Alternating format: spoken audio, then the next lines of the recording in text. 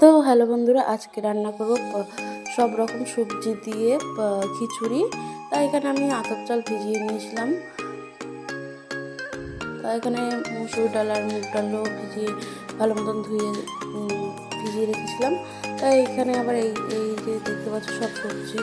তাই এখানে আমি আবার ফুলকপিটা ভেজে নিয়েছিলাম হালকা করে। তাই এখানে হালকা করে ভাজতে গিয়ে একটু বেশি কড়া হয়ে গেছিলো। তারপর এখানে আবার কুমড়োটা একটু ভেজে নিয়েছিলাম। তারপর এখানে ডাল চাল সব একসাথে করে হাঁড়িতে বসিয়ে দিয়েছি। তারপর এখানে একটু আলু ভেজে নিলাম।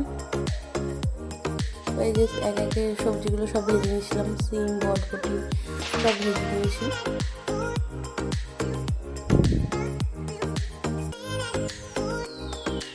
তারপর খিচুড়ির সাথে যেহেতু বেগুন ভাজা না থাকলে হয় না, তাই যে খিচুড়ির সাথে আবার বেগুন ভাজাটা করে নিলাম। তারপর আমার এখানে আবার সব রকম ভাজা হয়ে গেছে, তাই এখানে বেগুন ভাজা বসিয়ে দিয়েছি ভাজতে।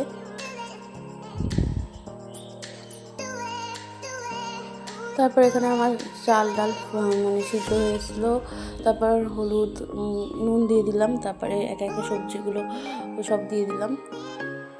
তারপরে এখানে ভালো মতন নেড়ে ছেড়ে দিচ্ছি।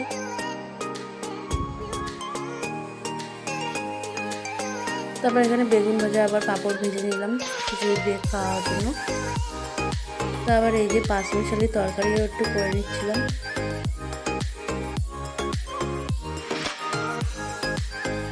তো এখানে আমার পাঁচমিশালি তরকারি রেডি হয়ে গেছে।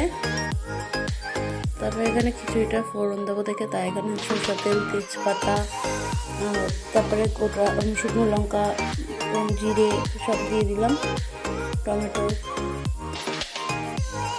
তো এখন মশলাটাকে ভালো মতন নাড়িয়ে কষানো পরে এই যে পেস্টটা রেডি হয়ে গেছে মশলাটা। তারপর আমি এখানে একটু হালকা করে ঘি দিয়ে দিলাম।